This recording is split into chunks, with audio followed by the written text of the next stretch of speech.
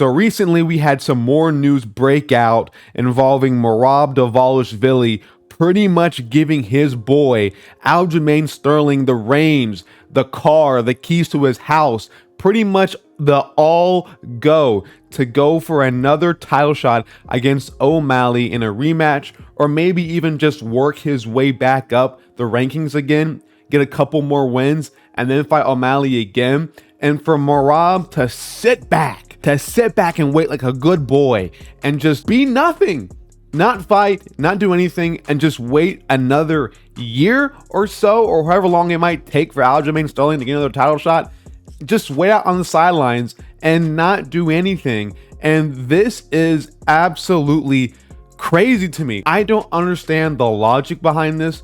I don't understand what's going through Morab's brain. The whole point of being a UFC fighter is trying to become a champion. We see anybody ever who comes into the UFC, their main #1 goal is to become a champion in their division. And if not that, they at least try to make some money in their career. I mean, we see a lot of times with older fighters like Jim Miller, maybe even Matt Brown or Andrei Arlovski, their whole goal once they get past a certain point in their career is just to make some money. Morab is not even at that point yet.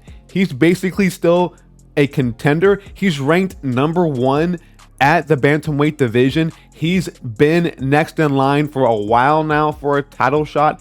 Arguably, he should have got it over Sean O'Malley in the first place. So him now pretty much saying, nah, I don't want it, bro. I want my boy, my best friend, Aljamain Sterling, to pretty much push me off to the side like a nice side chick and let him take over my life and let him pretty much be my God, my father figure, while I sit back in the shadows and just pretty much wait. What are you doing, Morab? What is this logic to you? Like, you arguably are the best bantamweight in the world. You might even beaten Aljo. You are a nightmare matchup for Sean O'Malley. You have all the talent in the world right now to beat a guy like O'Malley, or to even beat a guy like Aljo. Like, you have the cardio base, you have everything to it. You pretty much set back, you almost ruined Petr Yan's career. You made Jose Aldo retire, and you're not even going to take advantage of that. You're not going to give them, especially Jose Aldo, the excuse or the closure to their careers where they lost to a guy who was a champion, you know? Like, if Jose Aldo lost to Morab and Morab went on to be a champion, it wouldn't be that bad of a loss. It wouldn't hurt so much for our boy Jose Aldo. But you're making him pretty much lose legacy at this point because you want to sit out and wait and not take your goal, take your throne as the bantamweight champion. And I don't feel bad for him. I don't feel bad at all. If this guy goes down as being a big what if in his career, I don't feel bad at all. I don't care. This is on you, Morab. This is your fault. You chose to sit out like a good boy and wait for Aljamain Sterling to get back or get wherever he wants in his career while you live in the shadows. You live in the Georgian, history books as nothing just because you want to be a friend, because you want to be a nice guy. This is fighting. There is no nice guy in this sport. You can have fun, you can have good relationships, but at the end of the day, you're here to beat people up, to break their face, to grapple them, to take them down, to slam them down. You're here to win fights and become a UFC champion, and you're avoiding all that because of a friendship. And I don't understand, and even Dana White agrees about this. Dana White said in an interview that pretty much if Morab doesn't try to become champion or try to take his title shot versus O'Malley, he's cut. Touched on a little bit about maybe who's next for O'Malley, and I'm just wondering what is the likelihood that it would be Morab? I know that there's some controversy of him not wanting to fight. He wants Aljo to have the rematch. What's your idea for that? Everybody in this room and everybody who watches this video knows how I feel about this shit. Yeah, I hate it. Hate it. And if that's... Why did you even get into this sport if that's your mentality and the way that you think? I don't even want the title. I don't even want the championship. We're friends. We're this. We're that. You can be friends with everybody in this business. There's a lot of nice people in this business, a lot of good people. This is not about friendship. This is about finding out who the best in the world is. And if you don't want to find out who the best in the world is, this is not the place for you.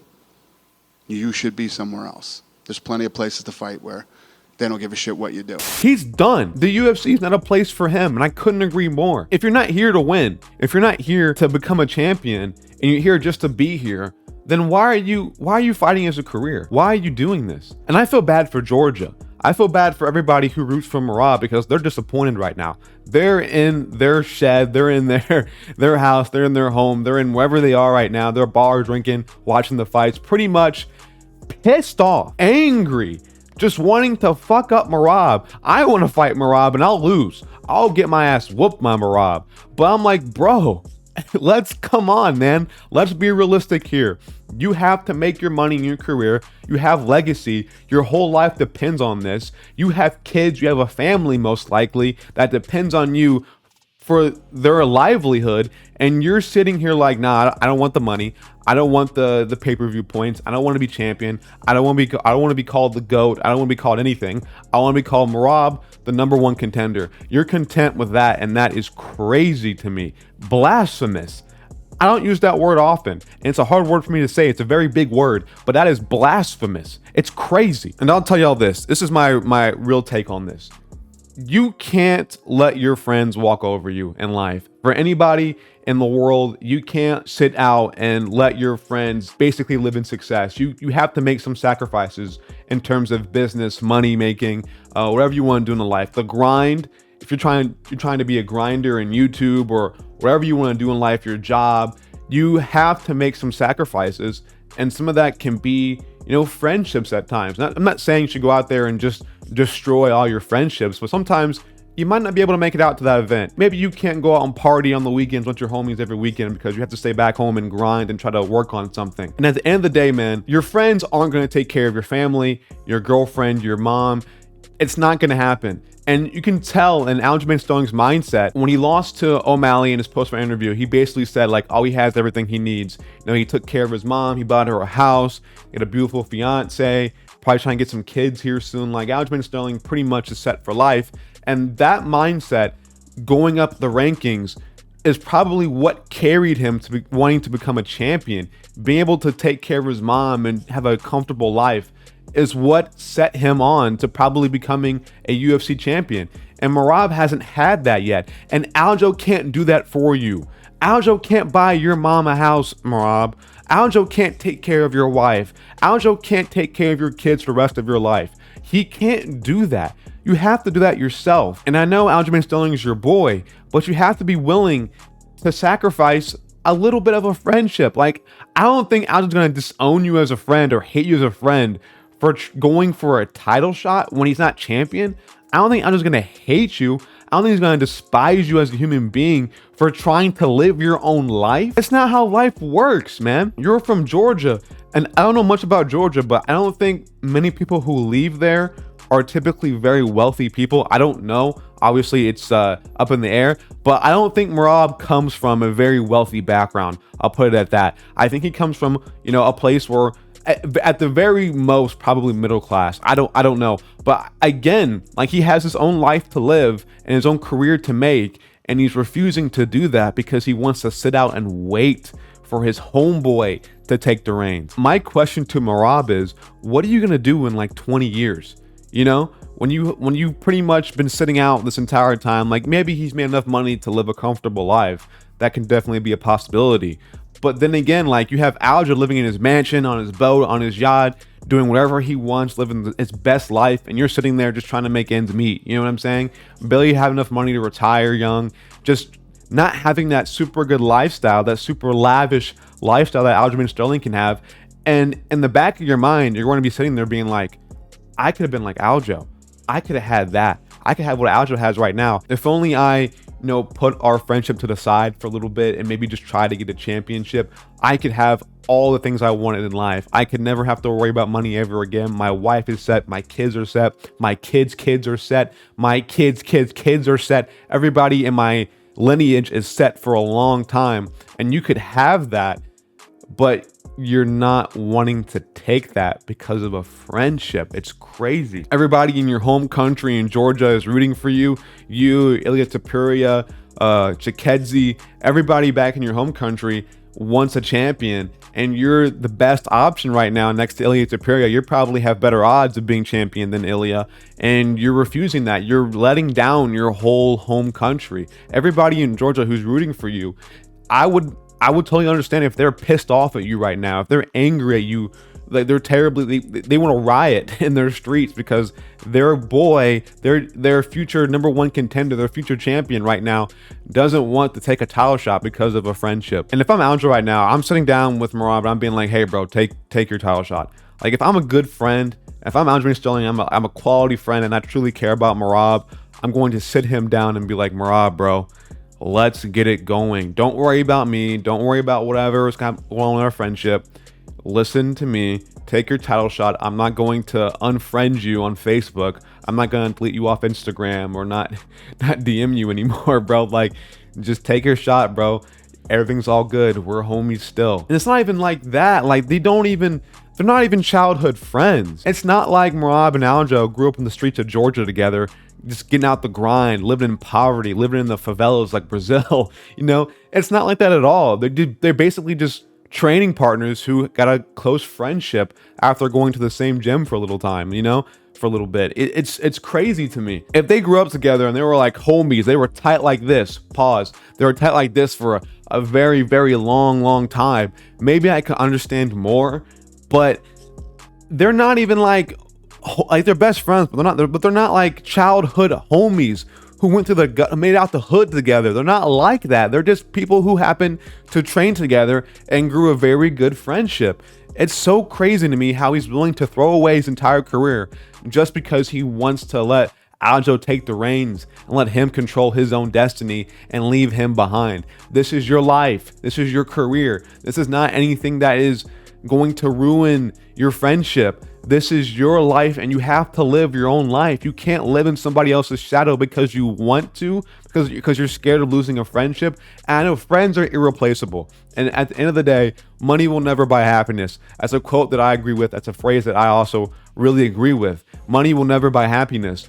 But then again, it can solve a lot of problems. It can make somebody's life from this to this. And any good friend is going to stick with you through this predicament. This is a very rare circumstance that happens between friendships where business kind of, you know, gets in the way of things. But I think any true good friend would sit you down and be like, bro, listen, don't worry about the money, homie.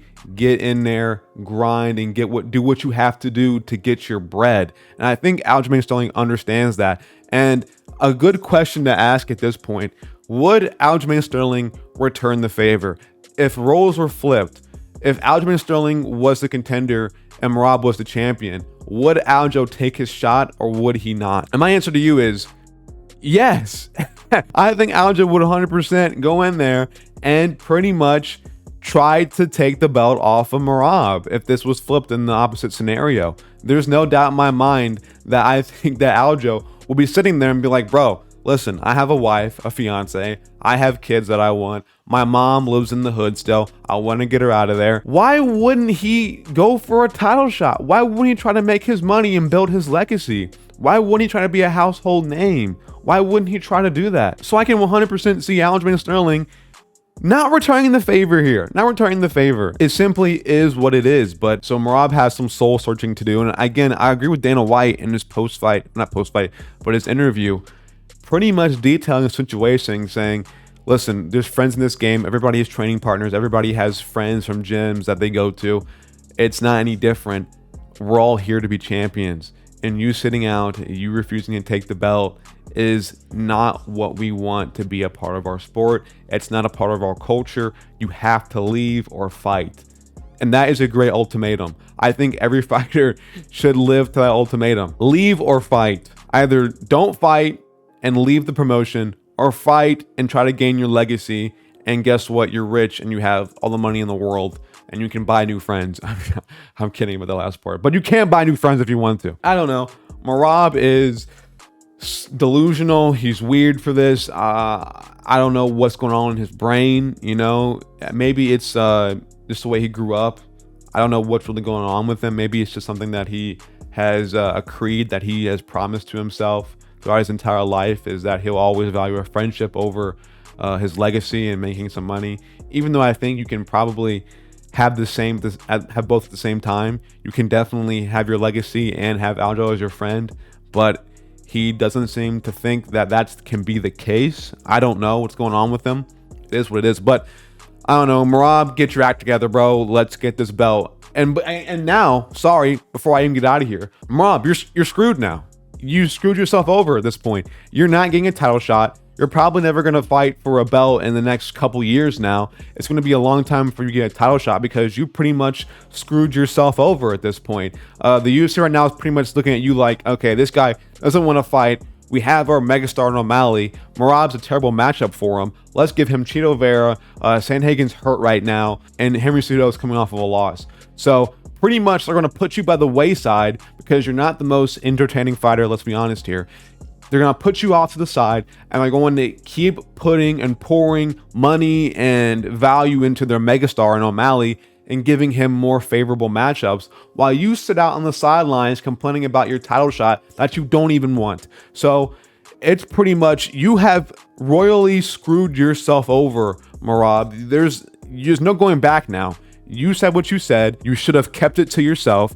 And now guess what? You're sitting here with pretty much nothing to show for it.